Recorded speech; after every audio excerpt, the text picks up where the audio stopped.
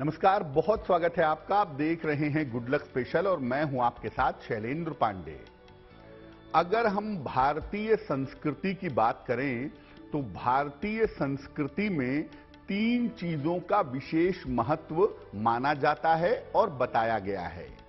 एक है गाय, एक है गंगा और एक है गायत्री। आज हम बात करेंगे गंगा की महिमा के बारे में और गंगा दशहरा के पर्व के बारे में। साथ ही साथ बात करेंगे महामंत्र गायत्री मंत्र के बारे में और जानेंगे कि गायत्री मंत्र की महिमा क्या है। हम चर्चा करेंगे गंगा और गायत्री पर, क्योंकि गंगा दशहरा आ रहा है और गायत्री जयंती आ रही है। क्या है ये पूरा मामला, समझने का प्रयास करेंगे। गंगा और गायत्री की महिमा जानेंगे। सबसे पहले जानते हैं कि दुनिया में इतनी सारी नदियां हैं, हमारे देश में भी इतनी सारी नदियां हैं, उसमें गंगा की अलग से महत्ता क्या है, गंगा की अलग से विशेषता क्या है। देखिए, दुनिया में बहुत सारी नदियां हैं, भारत में भी बहुत सारी नदियां हैं, लेकिन गंगा तो गंगा है। गंगा की जो महिमा बताई गई है शास्त्रों में, या गंगा के बारे में जो विज्ञान भी कहता है, वो बड़ा अनूठा है, अपने आप में बहुत अलग है। गंगा नदी अपने विशेष जल की वजह से और जल के विशेष गुण की वजह से मूल्यवान मानी जाती है। जो गुण गंगा नदी के जल में है, वो गुण किसी और नदी के जल में पूरी दुनिया में नहीं है। इसका जल अपनी शुद्धता और पवित्रता को लंबे समय तक बनाए रखता है। गंगा जल इतना शुद्ध है कि महीनों रखने पर खराब नहीं होता और इतना पवित्र माना जाता है कि हम मानते हैं कि गंगा नदी में अस्थि विसर्जन करने से, गंगा नदी की साधना करने से व्यक्ति को मुक्ति प्राप्त होती है। धार्मिक मान्यताएं क्या हैं? ऐसा माना जाता है कि गंगा का प्राकट्य, गंगा का जन्म भगवान विष्णु के पैरों से हुआ था और जब भागीरथ की अपार तपस्या हुई तो गंगा स्वर्ग से धरती पर आई और सबसे पहले उनके वेग को, उनकी ताकत को भगवान शिव ने अपनी जटाओं में नियंत्रित किया। ऐसा माना जाता है कि गंगा स्नान करने से, गंगा पूजन करने से और गंगा का दर्शन करने से पापों का नाश होता है और व्याधियों से मुक्ति मिलती है। देखिए, एक बात बहुत स्पष्ट समझिए कि पाप जो है वो मन की एक अवस्था है। आपके मन में दूसरे के लिए नकारात्मक विचार आया और आपने उस विचार को एग्जीक्यूट कर दिया, उसे कहते हैं पाप। अब आप ये सोचते हैं कि मैं पाप करता जाऊं, दूसरे के लिए मुश्किलें पैदा करता जाऊं और गंगा में एक डुबकी लगा लूं तो मेरा काम हो जाएगा, तो ऐसा संभव नहीं है। कहने का मतलब क्या है? देखिए, गंगा का जो उद्गम स्थल है पृथ्वी पर, वो भगवान शिव का मस्तक है। तो जब आप भगवान शिव और माता गंगा से भावना के साथ जुड़ते हैं और ये संकल्प लेते हैं कि मैं आगे से गलतियां नहीं करूंगा, मुझे मुक्ति दीजिए, तब जाकर के पापों से मुक्ति मिलती है। शिव वैसे भी तारक ब्रह्म हैं और वो निश्चित रूप से आपको पापों से मुक्ति देंगे। लेकिन आप निरंतर वही पाप करते जाएंगे और बार बार आकर गंगा में स्नान करते जाएंगे, तो उससे पापों से मुक्ति नहीं मिलेगी जब तक आप परमानेंटली भगवान शिव की शरण में नहीं जाते और जब तक आप ये नहीं सोचते कि मैं आगे से गलतियां नहीं करूंगा, तब तक आपको मुक्ति नहीं मिलेगी। जो तीर्थ गंगा के किनारे बसे हुए हैं, वो अन्य तीर्थों की तुलना में ज्यादा पवित्र माने जाते हैं। वैसे तो गंगा जहां जहां से गुजरती हैं वहां वहां पर पावन तीर्थ, पावन स्थान, पावन घाट, पावन पूजा का विधान ये सब बना हुआ है। लेकिन जो तीर्थ गंगा से अटैचमेंट में हैं, उन तीर्थों की महिमा थोड़ी ज्यादा है। ये तो हो गया गंगा का धार्मिक महत्व। भगवान ब्रह्मा के कमंडल, भगवान विष्णु के चरण और भगवान शिव के मस्तिष्क पर, मस्तक पर गंगा विद्यमान है। यानी तीन शक्तियां ब्रह्मा, विष्णु और महेश से गंगा का कनेक्शन माना जाता है। विज्ञान क्या कहता है गंगा के बारे में, गंगा जल के बारे में? देखिए, गंगा नदी का जल वर्षों प्रयोग करने पर और रखने पर भी खराब नहीं होता। आप सामान्य पानी 24 घंटा रख दीजिए, पानी से एक अजीब सी महक आने लगेगी, पानी खराब हो जाएगा। लेकिन गंगा नदी का जल सालों साल प्रयोग करिए, सालों साल रखिए, ये खराब नहीं होगा। इसके जल के नियमित प्रयोग से रोग दूर होते हैं। कुछ दिनों पहले मैं पढ़ रहा था कि विदेशों में, खासतौर से अमेरिका में, जब किसी को खांसी जुकाम ज्यादा हो जाता है और तमाम दवाइयों से वो ठीक नहीं हो पाता है, तो डॉक्टर उसको कहते हैं कि सुबह शाम तुम थोड़ा थोड़ा गंगा जल पियो। यानी कहने के लिए तो साधारण जल है, लेकिन इसके अंदर इतने ज्यादा गुण हैं कि इसका नियमित प्रयोग करने से रोग दूर हो जाते हैं। हालांकि इसके अंदर इतने चमत्कारी गुण कहां से आए, इसके पीछे का कारण अभी बहुत हद तक अज्ञात है। ये कारण कहां से आया, गंगा में इतनी शक्ति कहां से आई, इतनी ज्यादा ऊर्जा कहां से आई, ये कारण अज्ञात है।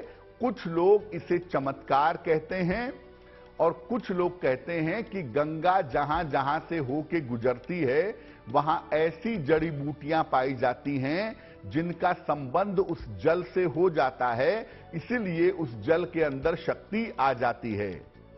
विज्ञान भी इसके दैवीय गुणों को स्वीकार करता है। विज्ञान ऐसा मानता है कि गंगा जल में कुछ अनूठी बात ऐसी जरूर है जो बाकी जल में नहीं है, और इसीलिए गंगा को पवित्र इतना ज्यादा माना जाता है।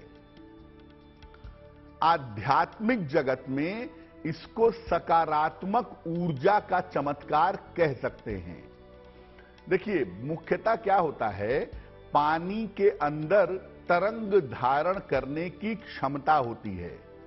हम जो भी पंचामृत, चरणामृत बनाते हैं, उसमें जल का प्रयोग करते हैं ना, उसका कारण यह है कि जो जल है वो शुभ ऊर्जा को और अशुभ ऊर्जा को, दोनों को बहुत जल्दी अपने अंदर ले आता है। गंगा नदी ऐसे ऐसे स्थानों से गुजरती है जहां की गुफाओं में, जहां की कंदराओं में ऋषि मुनि हजारों सालों से तपस्या कर रहे हैं। उनकी जो आध्यात्मिक तरंगे हैं, वो तरंगे इस जल के अंदर आ जाती हैं। इसलिए सारा मामला ये है पॉजिटिव वाइब्रेशन का, आध्यात्मिक तरंग का। तो आध्यात्मिक जगत में इसको हम पॉजिटिव एनर्जी का चमत्कार कह सकते हैं। जिन स्थानों से ये गुजर रही है, वहां पर पॉजिटिव एनर्जी इतनी ज्यादा है कि वो इस्तेमाल करने के बाद भी समाप्त नहीं होती। तो अगर हम कोई बात भी स्वीकार ना करें, तो हमें ये स्वीकार करना होगा कि गंगा के जल के अंदर पॉजिटिव एनर्जी, शुभ शक्तियां निश्चित रूप से पाई जाती हैं। ये तो हो गई गंगा की महिमा। अब हम बात कर रहे हैं गंगा दशहरा के पर्व की। गंगा दशहरा के पर्व की महिमा क्या है? देखिए, गंगा दशहरा का पर्व ज्येष्ठ शुक्ल दशमी तिथि को मनाया जाता है।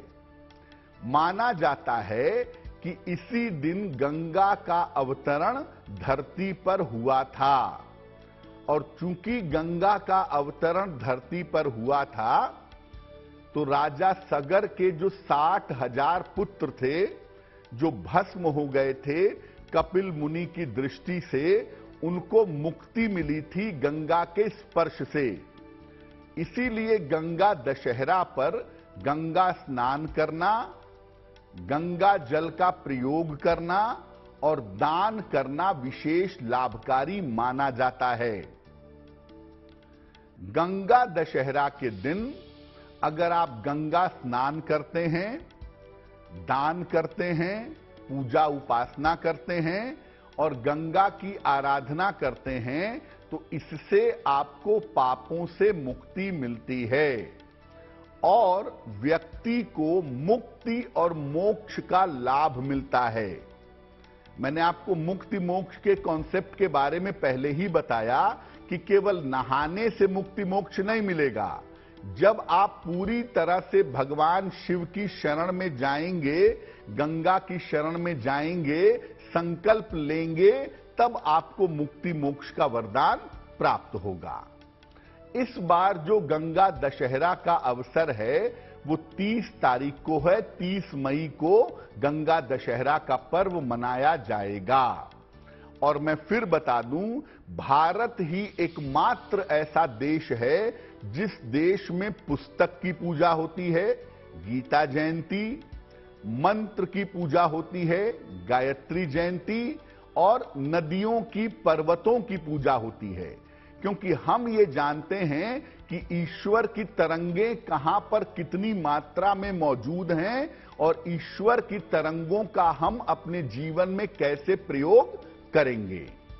तो इस बार गंगा दशहरा का जो पर्व है वो 30 मई को है, जिसको हमें मनाना चाहिए और जिसका पालन हमें करना चाहिए। अब ये जानते हैं कि गंगा दशहरा के दिन करेंगे क्या। अगर आपको गंगा नदी में स्नान करने का मौका मिल जाए तो इससे ज्यादा बेहतर कुछ भी नहीं है। गंगा नदी में स्नान करिए या किसी पवित्र नदी में स्नान करिए, बहुत अच्छा होगा।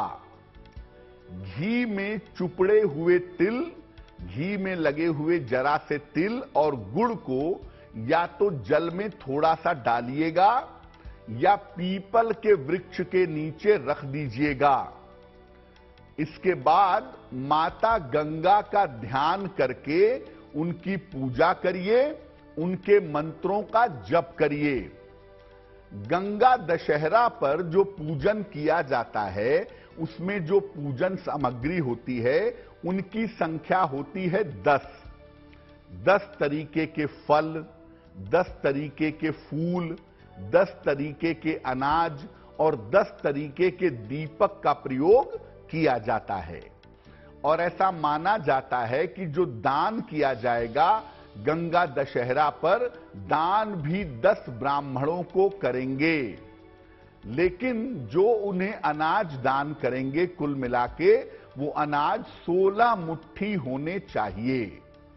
तो मुख्य रूप से जो बात समझने की है कि गंगा दशहरा पर गंगा के नाम से स्नान करके आप 10 दीपक जलाएं, गंगा की पूजा करें, संकल्प लें कि मैं गंगा नदी को या नदियों को गंदा नहीं करूंगा और निर्धनों को, ब्राह्मणों को दान करें। ये छोटी सी बात आप गंगा दशहरा पर समझ लें और गंगा दशहरा पर ऐसा जरूर करें कि थोड़ा सा समय निकाल करके भगवान शिव की पूजा करें। देखिए, गंगा की स्वतंत्र पूजा करने में और भगवान शिव के मस्तक पर गंगा की पूजा करने में फर्क है। जब आप भगवान शिव का ध्यान करते हैं और उनके मस्तक से निकलती हुई गंगा का ध्यान करते हैं तो ऐसी स्थिति में ऊर्जा नियंत्रित होती है, ऊर्जा कंट्रोल्ड होती है। इसीलिए इंडिपेंडेंटली वैसे तो आप पूजा कर सकते हैं गंगा की, लेकिन बुद्धिमानी कहती है कि भगवान शिव के मस्तक पर विद्यमान गंगा की पूजा करना ज्यादा शुभ होता है। अब हो सकता है आप बड़े महानगरों में रहते हों जहां नदियां ना हों, पवित्र सरोवर ना हों, और अगर आप किसी पवित्र नदी तक न जा सकें तो क्या करेंगे? घर में ही शीतल जल से स्नान करिएगा। घर में ही नॉर्मल पानी से नहाइएगा। जल में थोड़ा सा गंगा जल मिलाइएगा या तुलसी के पत्ते डालिएगा। आप नॉर्मल एक बाल्टी में पानी ले लें, उसमें जरा सा गंगा जल मिलाएं। अगर गंगा जल नहीं है तो 2 पत्ते तुलसी के उस जल में डाल लीजिएगा। इसके बाद मां गंगा का ध्यान करते हुए स्नान करना आरंभ करिएगा। स्नान करने के बाद सूर्य भगवान को जल अर्पित करिएगा और इसके बाद माता गंगा के मंत्रों का जप करिएगा। किसी निर्धन व्यक्ति को या ब्राह्मण को खाने पीने की चीजों का या अनाज का दान करिएगा। तो गंगा दशहरा पर आपको पवित्र नदी में स्नान करना है, ध्यान करना है, मंत्र का जप करना है और दान करना है। अगर आप ऐसा गंगा दशहरा पर करते हैं तो माता गंगा की विशेष कृपा आपको निश्चित रूप से प्राप्त होगी। देखिए, हम गंगा नदी को माता क्यों कहते हैं और क्यों हमने गंगा को अपने संस्कारों में जोड़ा हुआ है। जो नदी है वो किसी भी देश की लाइफ लाइन है और गंगा भारतवर्ष की आत्मा है। उसके साथ हम जुड़ेंगे, नदी का संरक्षण करेंगे, नदी को गंदा नहीं करेंगे, निश्चित रूप से हमारे जीवन में कल्याण होगा। और दूसरी बात आप ये समझिए कि जो लोग नदियों को गंदा करते हैं, नदियों में उल्टी सीधी चीजें फेंकते हैं, नदियों में साफ सफाई नहीं करते हैं, ऐसे लोगों की कुंडली में उनका केतु बिगड़ जाता है और ऐसे लोगों को जीवन में गोपनीय बीमारी होने की संभावना बन जाती है। तो जहां तक संभव हो सके नदियों के जल को गंदा मत करिए, नदियों को पवित्र बनाए रखिए ताकि उसकी जो कृपा है वो भी आपको मिले और आपकी कुंडली पर उसका कोई नकारात्मक प्रभाव, नकारात्मक परिणाम ना पड़े। तो जितनी महत्वपूर्ण गंगा है उतनी ही महत्वपूर्ण गायत्री भी है। गंगा स्नान से हमारा मन पवित्र होता है, शरीर का और मन का मैल धुल जाता है, हम जीवन में पवित्र हो जाते हैं। उसी तरह से एक मंत्र है हमारे वेदों में दिया हुआ है, जिस मंत्र के संपर्क में आने से, जिस मंत्र का जप करने से हमारी आत्मा पवित्र हो जाती है, हमारी आत्मा का स्नान हो जाता है। हम अपने मन को स्नान करा सकते हैं, अपने शरीर को स्नान करा सकते हैं, लेकिन अगर आप अपनी आत्मा को पवित्र करना चाहते हैं, अगर आप अपनी आत्मा को स्नान कराना चाहते हैं, तो इसके लिए जो मंत्र है वो है गायत्री मंत्र। और गायत्री मंत्र अपने आप में इतना अनूठा है, इतना मूल्यवान है कि हम गायत्री जयंती मनाते हैं। क्या है गायत्री जयंती और क्यों मनाते हैं, इसकी महिमा क्या है? ज्येष्ठ शुक्ल पक्ष की दशमी तिथि को गायत्री जयंती मनाई जाती है। ज्येष्ठ शुक्ल दशमी को गायत्री जयंती होती है। इस दिन वेद माता गायत्री का प्राकट्य हुआ था। इस दिन वेदों की माता माता गायत्री का प्राकट्य हुआ था। गायत्री मंत्र दुनिया का सबसे शक्तिशाली मंत्र माना जाता है। हालांकि बहुत सारे गोपनीय मंत्र भी हैं जो आचार्यों से उनके शिष्यों को परंपरा के रूप में मिलते हैं, हम उसकी बात नहीं कर रहे हैं। लेकिन जो मंत्र एक आम आदमी जानता है, जो मंत्र एक सामान्य आदमी जानता है, उसमें गायत्री मंत्र दुनिया का सबसे शक्तिशाली मंत्र माना जाता है। गायत्री मंत्र का आप कभी भी जप करें, आप अपनी हर मनोकामना पूरी कर सकते हैं। लेकिन साथ में यह भी याद रखिए कि गायत्री जयंती के दिन गायत्री मंत्र का जप जरूर करिएगा, इससे आपकी विभिन्न मनोकामनाएं पूरी हो जाएंगी। और आपको पहले बताया कि 30 मई को गंगा दशहरा है और बड़ा सुंदर संयोग 31 मई को बन गया है। 31 मई को गायत्री जयंती है। तो एक तरफ आपको गंगा स्नान का पुण्य प्राप्त होगा, गंगा माता की पूजा का पुण्य प्राप्त होगा, और दूसरी तरफ गायत्री जयंती पर कठोर साधना करने का और गायत्री माता की कृपा प्राप्त करने का अवसर भी आपको प्राप्त होगा। तो जितनी पवित्र गंगा आपके शरीर और आपके मन के लिए, उतनी ही पवित्र गायत्री आपकी आत्मा के लिए। क्यों हम किसी और मंत्र की जयंती नहीं मनाते, क्यों हम गायत्री जयंती मनाते हैं? देखिए, गायत्री मंत्र के अंदर जो ऊर्जा है वो असीम है। इतनी ज्यादा ऊर्जा है कि वो ऊर्जा अब तक सालों से प्रयोग करने के बाद भी समाप्त नहीं हो रही है।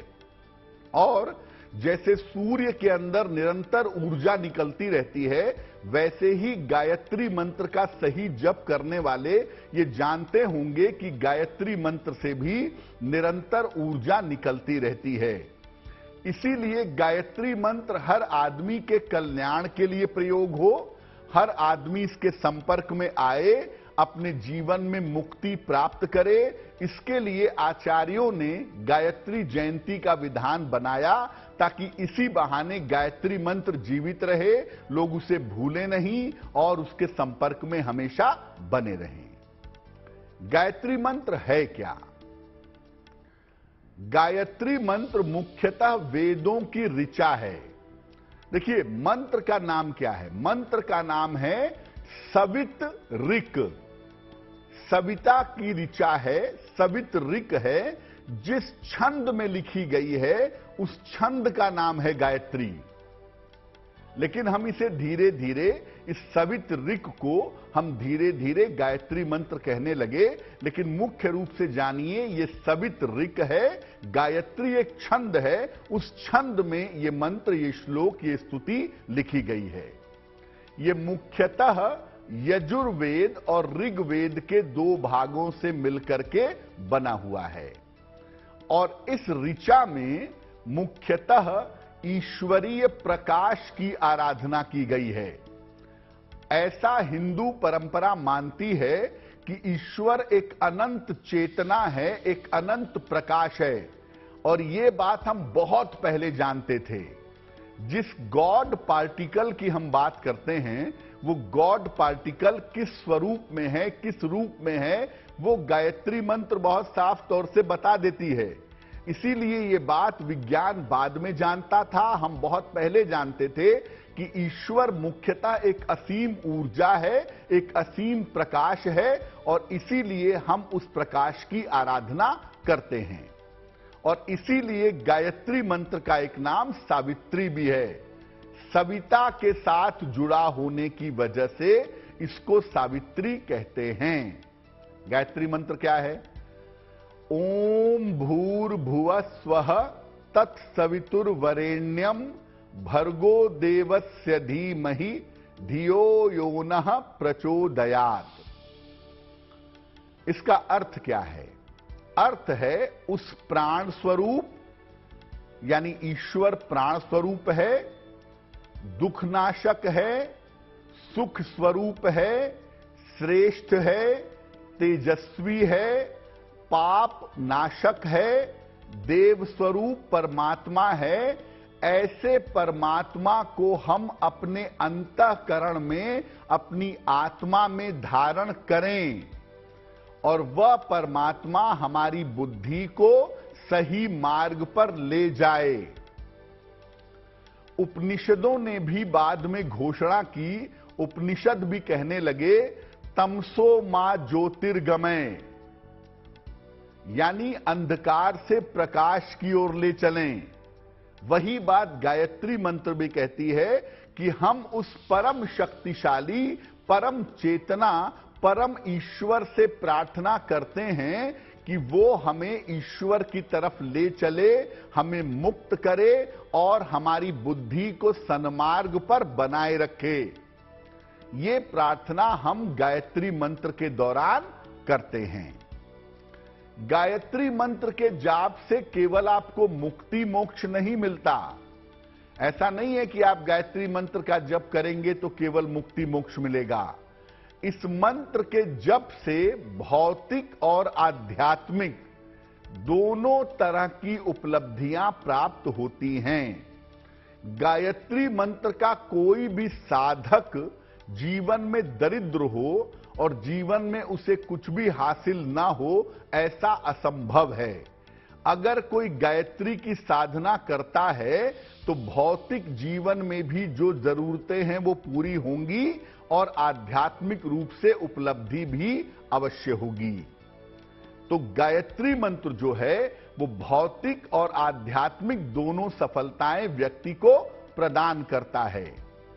जिस तरह की प्रार्थना के साथ आप गायत्री मंत्र का जप करते हैं, वैसी ही उपलब्धि आपको प्राप्त होती है। आपको जीवन में बहुत सारा धन चाहिए, सम्मान चाहिए, वाणी चाहिए, मान सम्मान चाहिए, और आप यही सोच रख करके गायत्री मंत्र का जप करते हैं तो जीवन में आपको वाणी, मान सम्मान और धन की प्राप्ति होगी। और अगर आप कुछ नहीं सोचते, सिर्फ ईश्वर की प्राप्ति के लिए गायत्री मंत्र का जप करते हैं, तो आपको ईश्वर की प्राप्ति होगी। एक बात मैं और बता दूं कि बहुत सारे लोग ये प्रश्न पूछते हैं कि मेरे पास गुरु नहीं है, मैं किस गुरु की पूजा करूं, किस गुरु की शरण में जाऊं। ये एक प्रश्न लोगों के मन में बहुत होता है।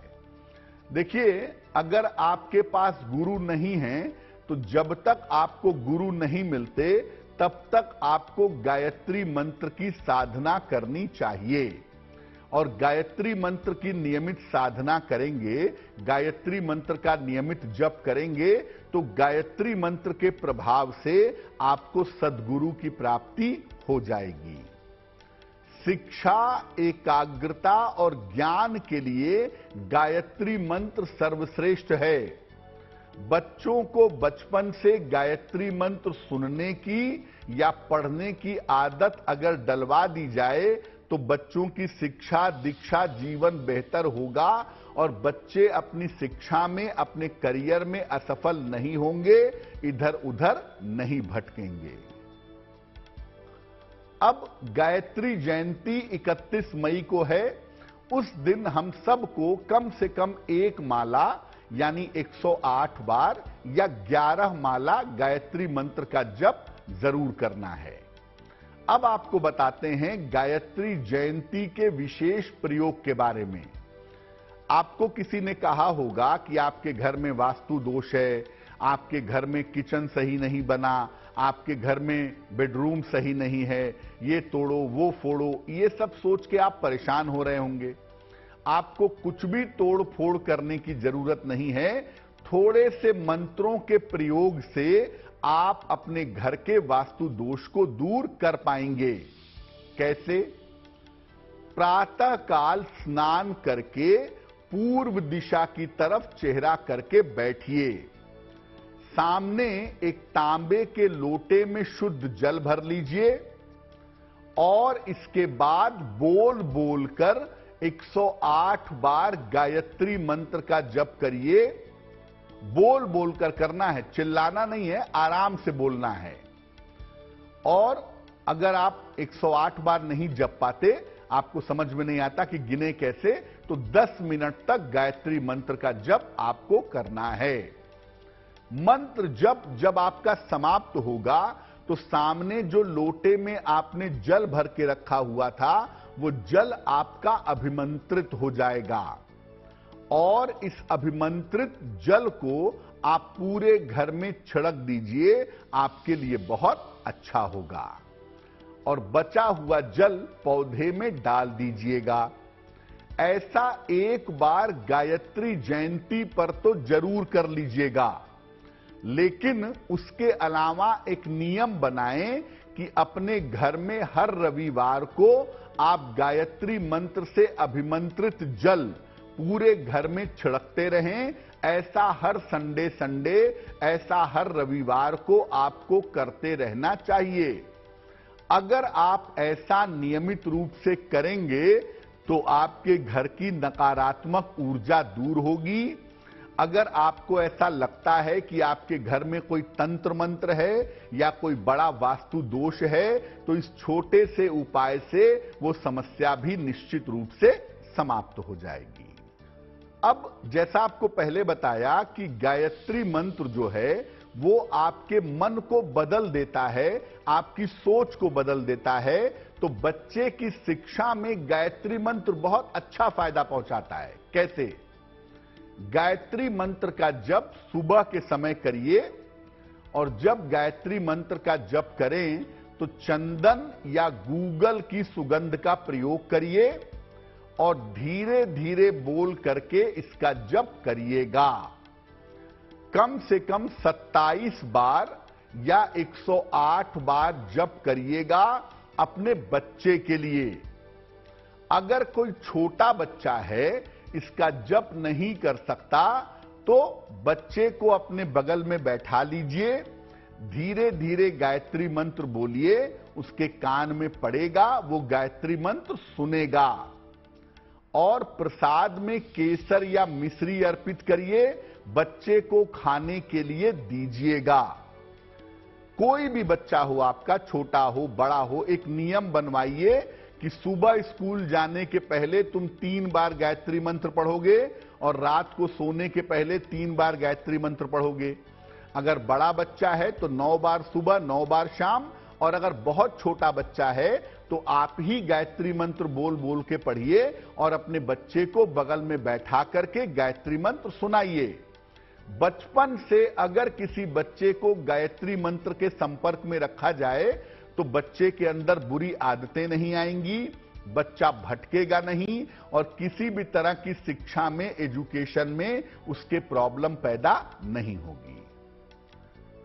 अब एक समस्या और, बहुत सारे बच्चे मानसिक रूप से कमजोर हो जाते हैं, या बहुत सारे बच्चों में आप देखे होंगे ऑटिज्म की प्रॉब्लम या हाइपर एक्टिविटी की प्रॉब्लम, या मानसिक रूप से बच्चे का विकास नहीं हो रहा है, उसकी समस्या रहती है।